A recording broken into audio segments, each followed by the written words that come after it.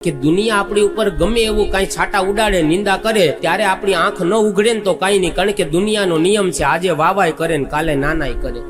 આ સમાજ છે. દુનિયામાં આપણે ગમે એમ જીવશું ને લોકો વાતો કરવાના જ. સવારમાં વેલા માળા લઈને બેઠા હોય, આંખો બંધ હોય ને માળા કરતા હોય તો હું કે ઓહો બહુ મોટો ભગત થઈ ગયો. આખો દી આંખો બંધ કરીને સમાધિમાં બેઠો હોય. કેવા ધંધા કર્યા ની અમને ખબર છે. પાછા હું કે હું એને છઠ્ઠી થી ઓળખું. હવે છઠ્ઠીમાં ઓલું બિચારું 6 વાહન હોય, બધા ગોદડીમાં લઈને આટા મારે, પણ આ બેઠો હું કે હું છઠ્ઠી થી ઓળખું.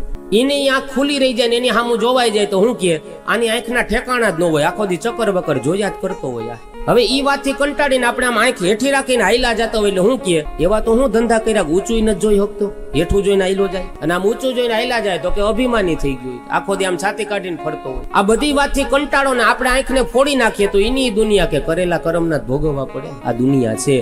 ગમે એમ જીવશું ને આજે વાવાય કરશે ને કાલે નાનાય કરશે.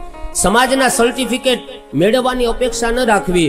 આપણું જીવતર એવું હોવું જોઈએ કે દુનિયા રાજી થાય કે ન થાય કાંઈ નહીં, દ્વારકા વાળો રાજી થાય ને એવું જીવન જીવવું જોઈએ. કોઈને આમ લાગે, કોઈને તેમ લાગે, જરા પ્રભુને તો પૂછો એમને કેમ લાગે છે. બસ ભગવાન રાજી થાય ને એવું જીવન જીવી જવાનું. બાકી સમાજના સર્ટિફિકેટ તો પરિણામ વારંવાર બદલા કરશે. ક્યારેક 35% આપશે તો ક્યારેક 100% એ પાસ કરશે, ક્યારેક માઇનસમાં 35 જવા દે. આ સમાજ છે. જેમ જીવશું ને વાતો થશે. માટે દુનિયાના સર્ટિફિકેટની અપેક્ષા નહીં. જ્યારે પરીક્ષિતે અપરાધ